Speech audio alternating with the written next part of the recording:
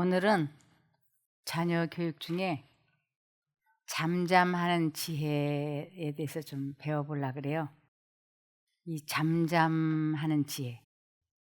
이것이 시편 37편 7절에서 8절을 보시면 여호와께서 행하실 때까지 참고 기다려라. 이것이 잠잠한 거예요. 그래서 여호와께서 행하실 때까지 참고 기다려라. 악인들이 성공하는 것을 보고 안달하거나 부러워하지 말아라. 화를 내지 말고 분노를 그쳐라. 안달하며 걱정하지 말아라. 이것은 악으로 치우칠 뿐이다. 이것을 아이들에게 가르쳐 주라고요. 근데 우리 다 해봤지만 이거 엄청 힘들어요. 절대로 쉽지 않지만 이것을 해내면 참으로 지혜로운 사람이 된다고 하는 것입니다. 그래서 로마서 12장 19절에 사랑하는 여러분, 여러분이 직접 복수하지 말고 하나님께 맡기십시오. 성경에는 원수 갚는 것은 나의 일이다. 내가 갚아주겠다라고 기록되어 있습니다. 이 직접 복수하지 말라고, 이것은 상대방에게 화풀이를 하거나 안갚음을 하거나 그렇게 하지 말라고. 이 문제를 하나님께 맡긴다고 하는 것은 기도하고 내 감정을 더 이상 생각하지 않는 것이에요. 하나님, 이 문제를 제가 하나님께 맡기겠으니 하나님께서 이 문제를 해결해 주십시오 라고 기도하고 더 이상 그것을 생각하지 않는 것을 하나님께 맡겼다라고 합니다. 그래서 원수 갚는 것은 나의 일이다. 내가 갚아주겠다라고 기록되어 있습니다. 하나님께서 원수를 내가 갚아주겠다라고 약속하셨어요. 저를 하나님께 소송한 한 여자가 있었어요. 그 여자분이 지금은 외국에 나가서 살고 있어요. 4, 5년 전에 그분의 아들과 제 손자가 다툴 때 제가 개입이 되어가지고 그 아이와 그 엄마가 좀 저에 대해서 분노하고 섭섭해 할 거라고 하는 것을 4, 5년이 지난 작년 10월에 제가 깨닫게 됐어요. 작년 10월에 그 집사가 내가 자기 아들을 꾸짖었고 그리고 그 아이가 그 문제로 마음이 아프고 자식의 엄마인 그 집사가 많이 마음고생을 했겠다. 이것이 번쩍 생각이 나는 거예요. 그래서 내가 사과를 하고 용서를 구해야 되겠다. 그쪽엔 아들이고 나는 손자인데 나도 내 자식이 손자가 귀해서 그렇게 했고 그쪽도 자기 자식인데 내가 괜히 참지 못하고 내가 잠잠했어야 되는데 이건 잘못된 거다. 이런 생각이 들어서 이제 그분에게 전화를 하려는데 제가 전화번호가 없어요. 외국에 나가 있기 때문에. 그래서 그 친정 엄마한테 전화를 했어요. 집사님, 따님의 전화번호를 저한테 알려주십시오. 그랬더니 이분이 조금 이따 알려주겠다고. 그리고는 자기 딸에게 사모님이 네 전화번호 알려달래. 알려주랴 말랴. 그러니까 알려주라고. 그래서 이제 저한테 연락이 왔어요. 그랬더니 이분이 저한테 이제 연락이 왔는데 제가 이야기를 했어요. 그때 그 사건 기억하지 않냐? 나도 기억을 하고 있고 내가 미안하다. 용서를 해달라. 그랬더니 이분이 사모님을 제가 하나님께 고소했어요. 제가 하나님께 사모님을 엄청 일렀거든요. 내 감정이 가라앉지 않고 사모님에 대한 미움과 섭섭함이 극에 달아서 내가 직접 사모님에게 전화를 하고 악을 쓰지 않고 원수를 갚지 않고 하나님께 이걸 원수 갚아달라고 제가 하나님께 고소했어요. 그리고 나서 지금 5년이 지난 어제 사모님이 제 친정어머니에게 제 전화번호를 알려달라고 했다는 소식을 들었을 때 하나님께서 원수를 갚으셨구나 하는 것을 알았습니다. 그렇게 얘기하는 거예요. 제가 그 얘기를 이렇게 들으면서 정말 하나님은 원수를 갚으시는구나.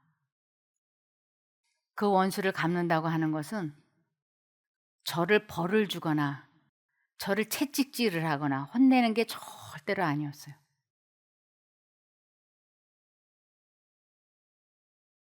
이 두 사람이 다 가장 좋은 시간에, 적합한 시간에 하나님께서 저에게 생각나고 기억나게 해주시는 것이에요. 그때 제가 갑자기 뭔 생각이야. 너무 뜬금없이 이게 갑자기 왜 생각이 나? 한쪽 마음으로는 내가 왜 사과를 해야 돼? 그게 얼마나 합리적이었고 올바른 일이었는데 왜 내가 사과를 해야 돼? 사과할 필요 없어. 근데 제 마음속에 분명히 들려오는 소리가 있었어요. 사과해야 돼. 미안하다고 해야 돼. 그래서 제가 전화를 한 것이고 그 사람은 저에 대한 분노와 섭섭함이 사무치니까 이것을 다른 사람들에게 이야기하거나 나에게 직접 전화해서 화풀이하거나 보복하지 않고 그녀가 이 문제를 하나님께 많이 일렀다라고 얘기하는 것이. 내가 하나님께 사모님을 많이 일렀어요. 그래서 이런 날이 오기를 기다렸어요. 그래서 제가 가타부타 말을 안 하고 미안하다. 내가 잘못했다.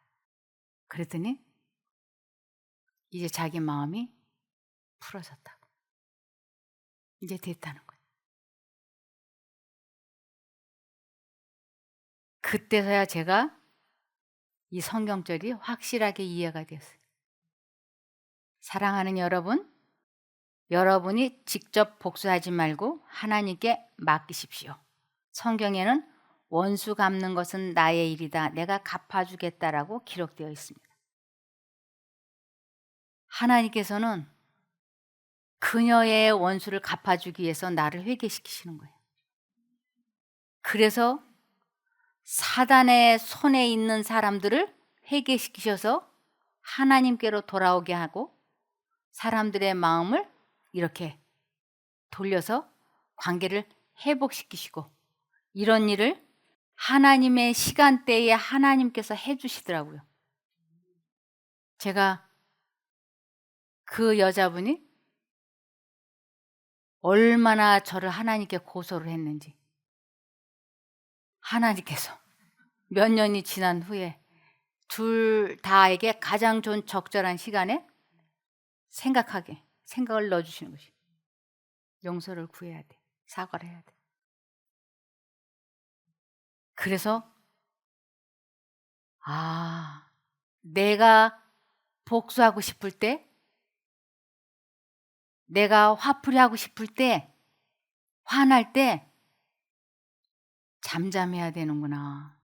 그리고 그 문제를 하나님께 고소해야 되겠구나. 이것을 욥기 13장 5절에 너희가 참으로 잠잠하면 그것이 너희의 지혜일 것이니라. 최고의 지혜, 감정을 다스리는 거예요. 그러면서 시편 4편 4절에 너희는 화를 내어도 죄를 짓지 마라. 이 죄를 짓는다고 하는 것은 그가 내게 행한 대로 갚아버리는 것이 죄를 짓는 것이에요. 내가 나한테 이렇게 했어? 너도 한번 맛 좀 봐라. 탁! 맞받아 치는 거. 그래서 너희는 화를 내어도 참아버려. 하나님께 고소해. 그거예요. 너희는 화를 내어도 죄를 짓지 않는 거, 맞받아 치지 않는 거, 하나님께 이 문제를 아뢰이고 고소하고 그 마음을 가라앉히는 것을 죄를 짓지 않는다라고 하는 것입니다. 자리에 누워서도 마음속으로만 말하고 잠잠히 있어라. 자리에 누워서도 사람의 귀에다 털어놓지 말고 잠잠히 있어라. 그런데 사단은 요번 한 번만 이것을 이 사람한테 얘기하고 다음부터 말하지 마. 요번 한 번만 이것을 사람에게 말하고 이렇게 계속 그 생각을 돌리고. 그런데 우리 주님께서는 마음속으로만 말하고 잠잠히 있어라. 잠잠히 있어라. 그래. 그래서 내 마음속으로만 하나님께 이 문제를 고소를 하고 그 사람을 고소를 하고 하나님께서 갚아주십시오. 그리고 잠잠하려면 참 많이 예수님을 불러야 됐습니다. 제가 어제 한주리 사모님의 간증 중에서 귀가 번쩍 뜨는 한 대목이 있었어요. 예수님을 3시간을 불렀다라는 말이었어요. 저도 예수님을 3시간 불러본 적이 없어요. 근데 저분이 승리한 그 이면에 하나님을 계속 3시간을 부른다고 하는 것은 보통 마음으로는 그렇게 할 수가 없어요. 내가 하나님의 뜻에 순종을 하겠다고 하는 아주 강한 열망과 소망이 있을 때에만 그 3시간, 그 긴 시간을 끊임없이 예수님을 부를 수 있어요. 제가 그 이야기를 이렇게 들으면서 그래, 저분이 승리할 수밖에 없었구나. 그래서 승리했구나 하는 걸 알 수 있었습니다. 우리들이 때로는 계속 하나님을 부르고 해도 응답이 오지 않는 때가 있어요. 여기 시편 22편 2절에 보면 오 나의 하나님이시여 내가 온종일 불러도 대답이 없으십니다. 내가 밤에도 소리 높여 외쳐보지만 아무런 대답이 없으십니다. 이런 때가 있더라고요. 이것이 하나님과 내가 분리되었을 때 나타나는 증상이었어요. 그럴 때 정말 미쳐버릴 것 같아. 그 고통이 이루 말로 다 못해. 하나님께서 침묵하시고 나는 속이 터져버릴 것 같고. 그런데도 끈질기게 예수님을 부르고 또 부르고 성경절을 암송을 하고 그러다 보면 어느 한순간 하나님으로부터 잔잔한 평화가 다시 임하는 것을 경험할 수 있습니다. 그래서 어떠한 일이 있어도 포기하지 말라고. 우리가 주님을 놓지 않는 이상 그분은 우리를 버리거나 떠나지 않으십니다. 우리 아이들이 엄마 나 장난감 사주세요. 그러자마자 장난감을 턱 사주면 아이가 이거 갖고 한두 번 놀다가 그냥 버려버려도 아깝지 않아요. 잃어버려도 아깝지 않아요. 그런데 엄마 나 이 장난감 사주세요. 장난감 사주세요. 그런데 그 아이가 정말로 이것을 갖고 싶은 열망과 소망이 있으면 이 아이가 포기를 하지 않아요. 계속 따라다니면서 사주세요. 그러죠. 1시간, 2시간, 5시간 그러다가 사주면 이 아이가 이것을 너무 소중히 간직해요. 이것이 너무 귀해요. 왜냐하면 자기의 열망과 소망이 크면 클수록 엄마한테 사달라고 하는 것이 길어요. 그래서 그것을 얻으면 귀하게 여겨. 하나님께서 하나님 저 이거 화나는데 참게 해주세요. 하자마자 다스려지면 감사하지 않아요. 그런데 때로 하나님과 분리되어서 다시 그분과 연결되기 위하여 정말 혼신의 힘을 다해서 부르고 간절히 부르고 해서 하루가 지나고 이틀이 지나서 다시 하나님과 관계가 되면 그 소중함의 가치를 뼈저리게 알아요. 그러니까 그 후로는 하나님을 잊어버리지 않으려고 정말로 최선을 다해요. 그래서 여기에 대답을 미루시는 것은 결국은 우리의 품성과 우리의 영적인 것을 도와주시기 위해서 늦추시는 것이지 다른 의미는 없다고 봅니다. 그래서 잠언 24장 29절에 너는 그가 내게 행함같이 나도 그에게 행하여 그 행한 대로 갚겠다 말하지 말라고. 우리는 원수 갚는 것을 하나님께 맡기고 잠잠해야 되는 훈련을, 잠잠하는 훈련을, 지혜를 배우라고 말씀하시고 계십니다. 그러면서 야고보서 1장 2절에 사랑하는 형제들이여 여러분이 많은 어려움과 시련을 겪고 있습니까? 그렇다면 기뻐하십시오. 왜 기뻐해야 되느냐 하면 거기에 확실한 이유가 있어서 그랬습니다. 이 어려움과 시련이 왔는데 뭘 기뻐하라는 거냐고 우리는 그러죠. 근데 여기에는 기뻐해야 될 이유가 있으니까 기뻐하라고 한 거야 라고 말씀을 하세요. 야고보서 1장 12절에 시험을 받은 후 더 강건해졌다면 복 있는 자입니다. 자신의 믿음을 증명했으므로 하나님께서 그에게 생명의 멸류관을 주실 것입니다. 하나님께서는 자기를 사랑하는 모든 자들에게 영생을 약속하셨습니다. 사단이 이 사람이 하나님을 믿는지 믿지 않는지 내기를 해봅시다. 그래서 그 사람에게 하나님을 선택하는지 사단인 나를 선택하는지 이제 한번 봅시다. 그리고 이 사람이 아주 좋아하는 것이 도박이야.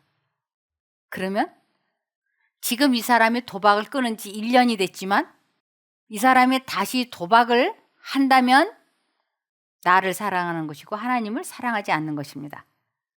해볼까요? 그럼 하나님께서 어떻게 해야 될까요?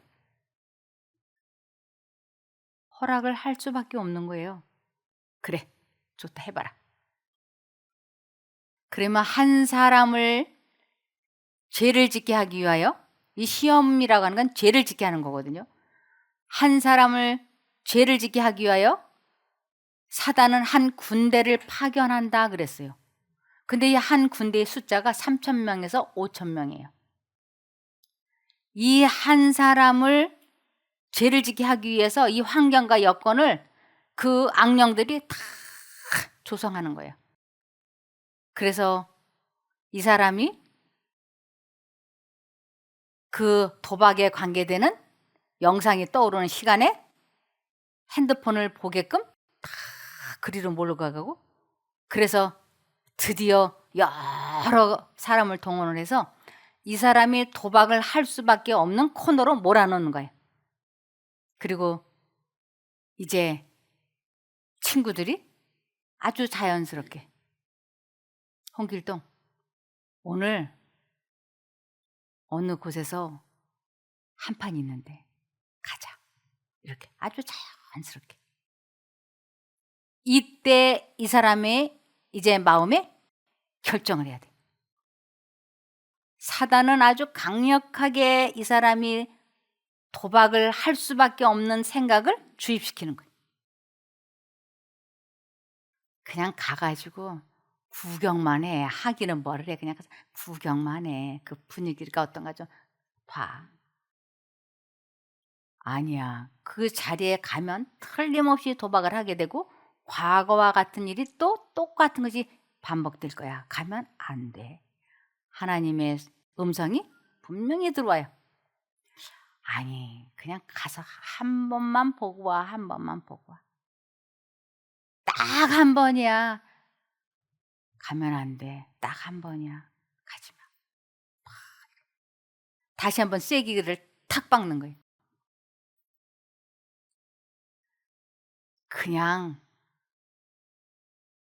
그 집 문 앞에까지만 갔다가 그냥 오자. 들어가지는 말고. 이렇게. 그 집 문 앞에 어딘지 그냥 한번 지나만 갔다 와. 이렇게. 그 집 문 앞에까지 가는 순간 너는 거길 들어가게 돼. 가면 안 돼. 안 돼. 가야 돼. 팍.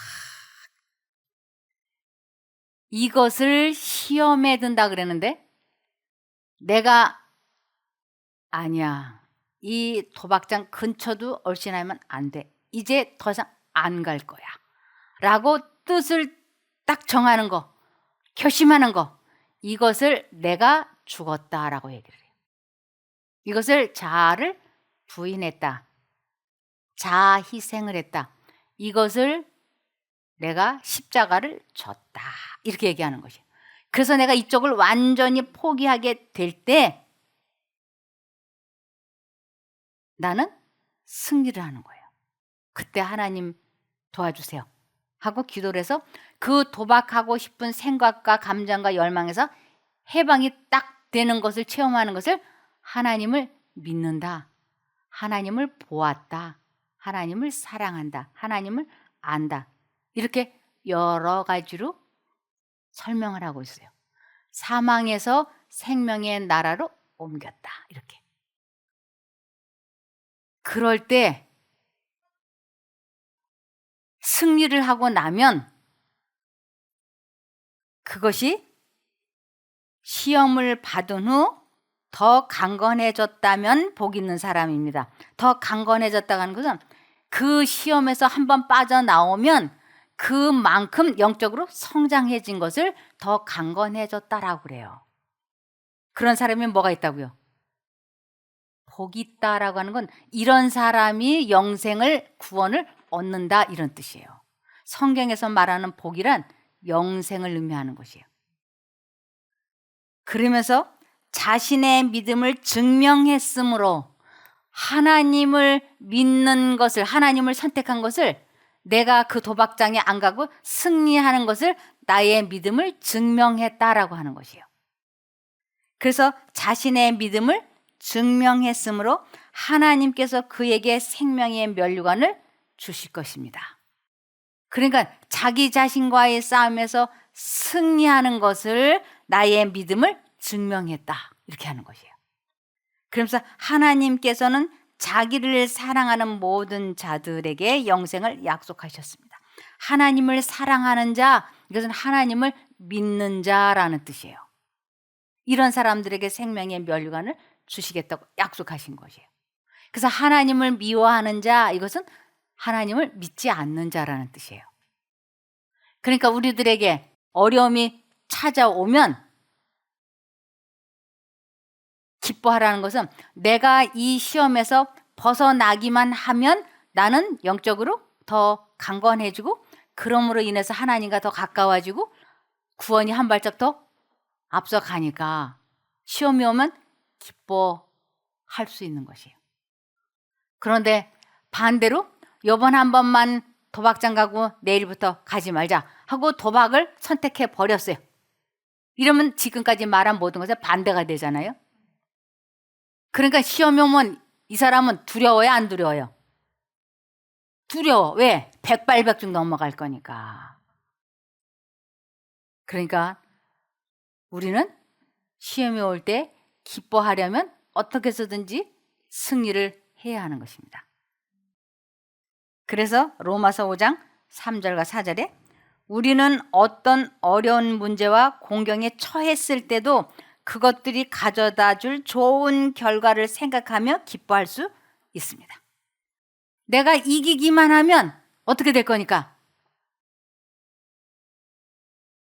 영생을 얻게 되니까. 그래서 여기 우리는 어떤 어려운 문제와 곤경에 처했을 때도 그것들이 가져다 줄 좋은 결과를 생각하며 기뻐할 수 있습니다. 왜? 이제 내가 승리만 하면 나는 이 시험이 왔기 때문에 이 승리하는 방법을 배웠으니까 이 시험이 온 것이 감사한 거예요. 시련은 오히려 우리에게 인내를 배우게 하고 인내는 강인함을 길러주어 하나님을 향한 우리의 희망과 믿음을 흔들리지 않은 굳건한 것으로 만들어주기 때문입니다. 확실하죠? 우리가 사람마다 약한 부분이 있잖아요. 약한 다 사람마다 있어요. 어떤 사람은 식욕, 어떤 사람은 정욕, 어떤 사람은 쇼핑 중독, 어떤 사람은 건강 염려증. 사람마다 다 약한 부위가 있어요. 그런데 그때 한 번 승리하고 두 번 승리하게 되면 우리가 강건해질 수 있다고. 그러니까 시험이 올 때 두려워하지 말라고 하는 것이에요. 저도 시험이 오는 거 아주 싫어해요. 왜냐하면 그 고비 한번 넘기려면 죽을 지경으로 힘드니까. 정말 힘들거든요. 사람은 그 나름 학년만큼 힘이 들잖아요. 초등학생은 초등학생만큼, 중학생은 중학생만큼, 대학원생은 대학원생만큼 그 시험에 합격을 하려면 얼마나 힘드는지 몰라요.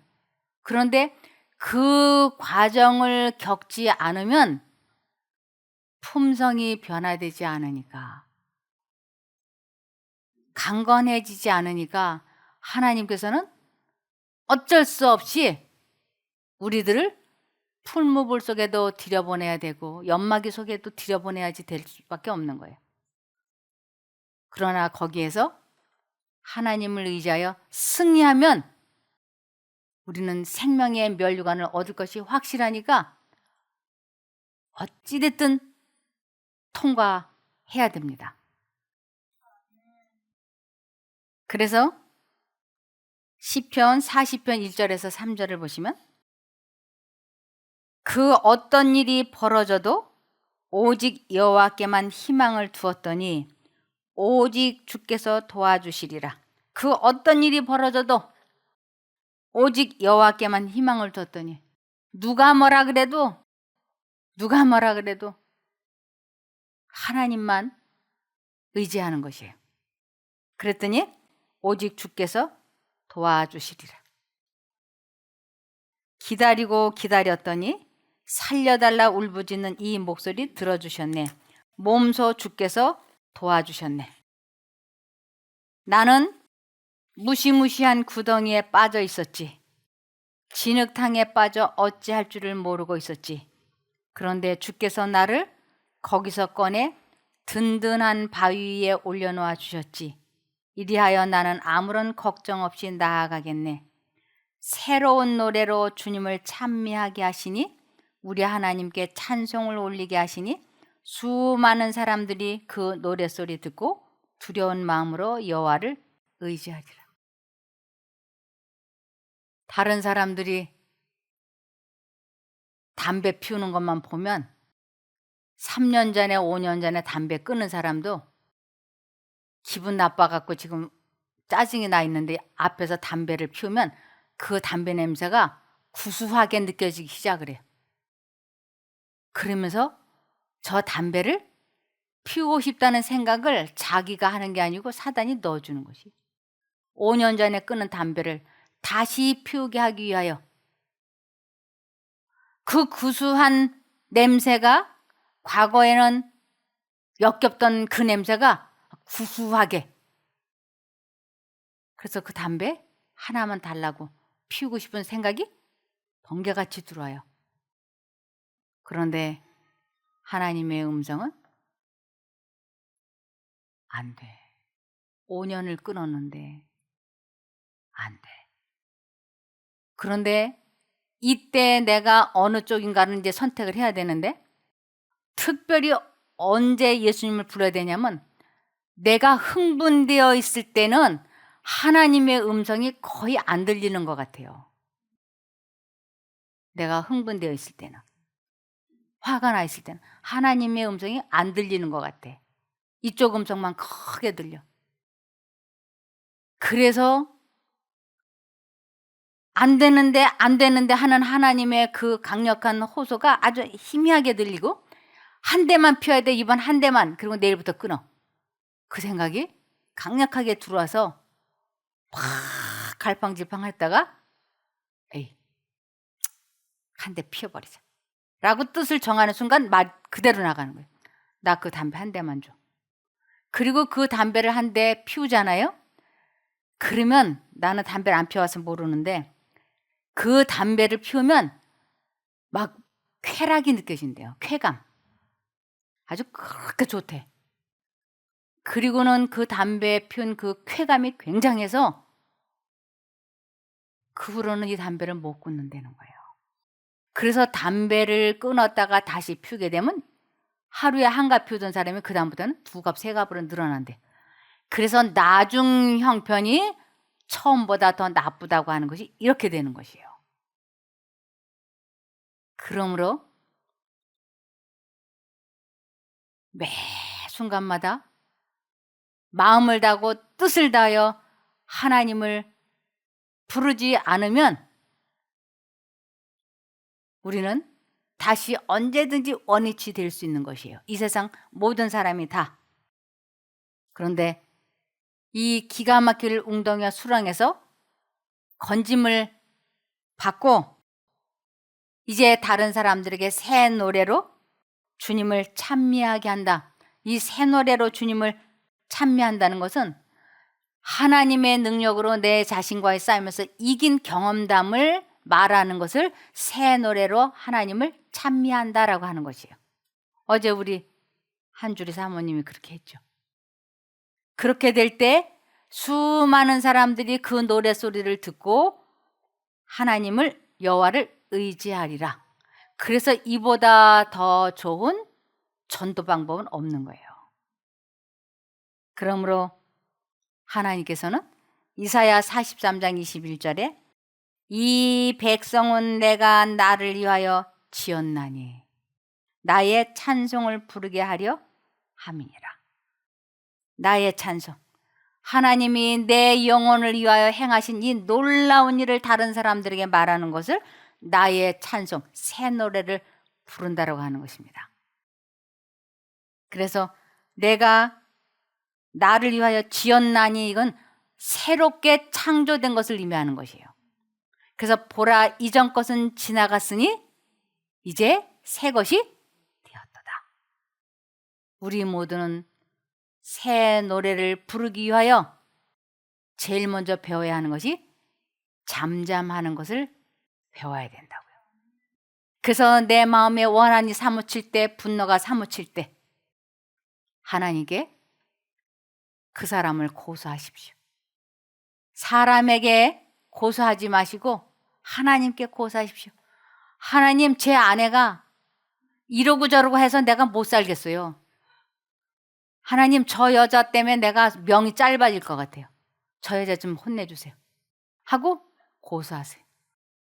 그리고 남편이 나를 못 살게 굴 때 하나님께 고소하세요. 하나님, 제 남편이 이러고 저러고 해서 내가 못 살겠어요. 하나님, 저 사람 혼내주세요.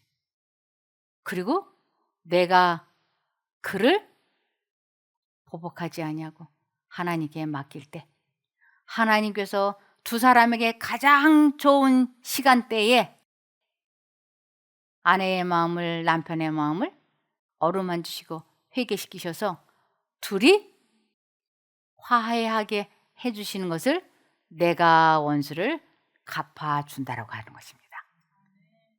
그것을 먼저 부모가 체험을 하고 그리고 자녀들에게 가르쳐 주시기 바라며 말씀을 마치겠습니다.